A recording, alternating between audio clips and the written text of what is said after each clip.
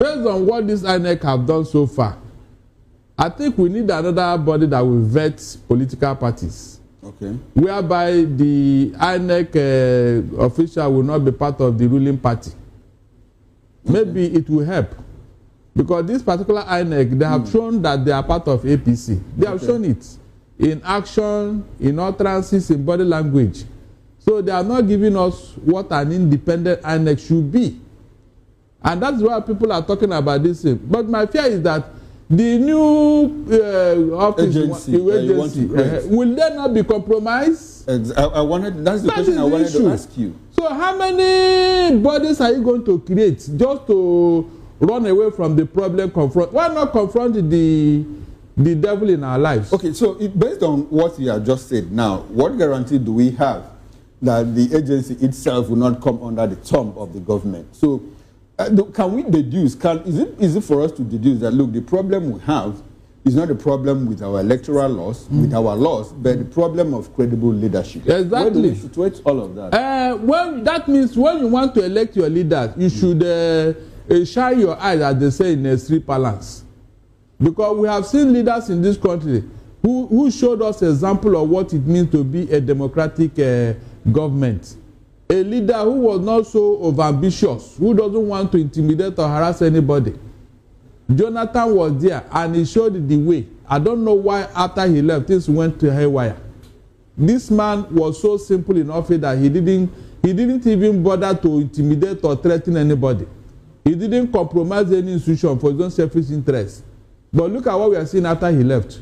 Is that what you call democracy? So next time, we should not make this mistake again. Because all we are crying now is man-made problem. We created it out of our ignorance and selfish interest. All right. Some of us shouted from the rooftop here, don't make the mistake, they didn't listen. Now look at where we are.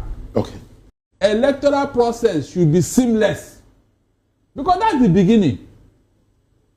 Because from the primary of political parties to those who are going to conduct elections, to the individuals, all these things should be concluded. Not when you bring somebody with questionable character. After winning the election, then the opponent will now go to court. It is at that time you now discover that this person is not qualified to even contest, not to talk of winning.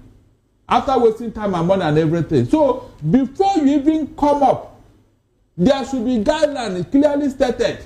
And these things should be vetted, verified before you go in. Then during the election proper, the electoral body should make sure that those contesting are the actual people who are supposed to contest.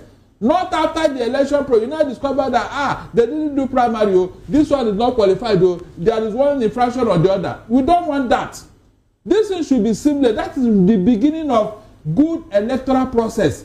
Not after we start thinking of this thing you are saying now, that is it possible for us to have these other people that have it, even the Ghana here. Did you see any of Ghana election ending up in court, Mr. Okoro? The last 3 elections they have had, Ghana's election did not end up in court. You can see how even African countries have left us behind. Just because of what? Leadership problem. You know that this thing is not good. Why are you doing it? Why? You don't do it. Even the election, we were here. I was here. I monitored it. During the election, people were moving about. In fact, one of the polling units, a woman was selling by the side. They don't vote and go. No problem. In Nigeria, the whole country had to be locked down. Is it curious that Ghana is doing better than us, but Ghana came here to learn from us? In fact, we were told. It has been our lot. Even Malaysia that is selling palm oil, they took here to take it. They took palm kernel seed, and now they are now measuring on it. So there is something about Nigeria, and that's what we are saying. We need to correct it. The problem of Nigeria is man-made. We have the wrong people in leadership, Mr. Okoro. The day we say, look, this is the standard. This is the standard we want.